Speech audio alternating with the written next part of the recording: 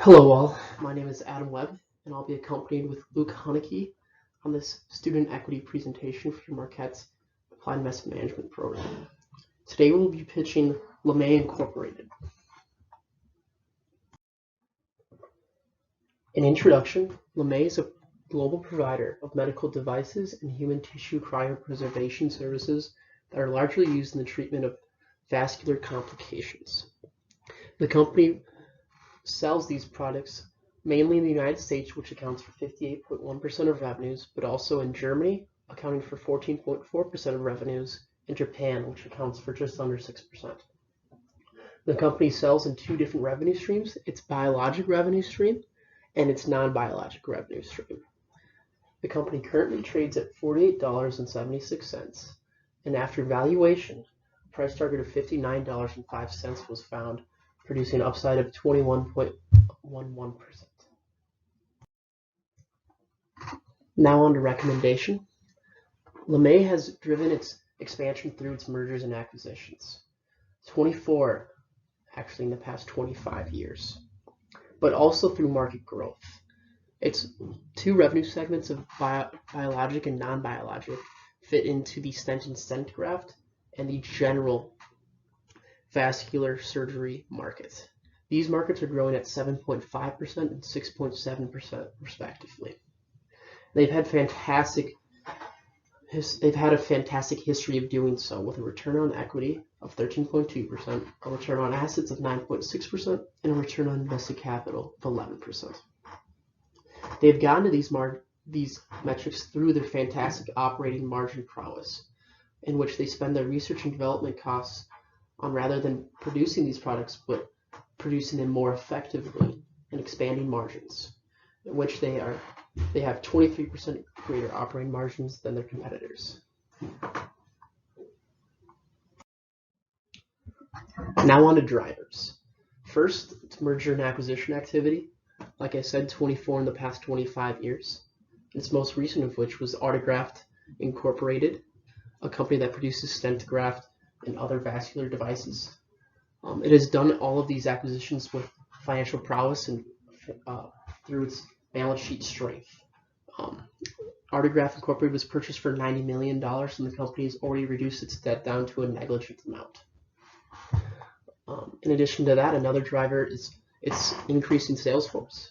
The company plans on increasing its sales force by 30%, which will increase its total addressable market to $900 million. On top of that, it will give its sales force the depth and specification it needs to be able to market its full products to all of the surgeons that they market to. And lastly, the growing markets driver. Like I said, the biologic and non-biologic markets are growing at 7.5%, 6.7% compound annual growth rates throughout the next decade. And on top of that, the demographics also match the company, with the baby boomer generation spending a lot more time in their upward 60s than past generations. There's going to be a lot more demand for a lot longer time. In valuation of LeMaitre, a discounted cash flow was created.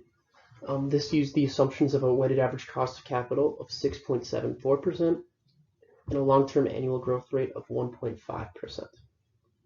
It also incorporated a price-to-sales multiple and an EV-to-EBITDA multiple.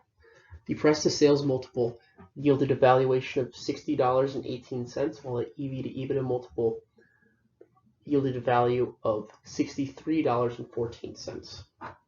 The peer group used for these multiples was CryoLife Incorporated, Integra Life Sciences Holding Corporation, Edwards Life Sciences Corporation, Silk Road Medical Incorporated, and Boston Scientific Corporation.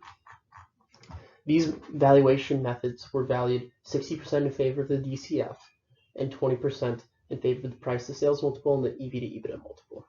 Altogether, these yielded a 21.11% upside. My name is Luke Haneke, and I will be taking over for the risks and management portion. The first risk is the recall risk. In April 2020, there was a recall to some of the catheters that LeMaitre produces, and with any product, while they're thoroughly tested, there is always a chance of recall. The next risk is high regulation, because many of the products that LeMaitre produces are really niche and specialized. The FDA takes a while to regulate and approve these products, which could potentially affect revenues. The last risk is staffing, where LeMaitre in recent years has struggled to employ enough people and dealt with labor shortages, mainly from aggressive expansion and the pandemic. The inability to hire enough representatives could impact the company's ability to expand and create positive revenues. On to the management portion. The company's CEO is George LeMaitre, who has been CEO for 29 years, and he has received his MBA from Stanford Business School and was previously in investment banking analysis at Lehman Brothers.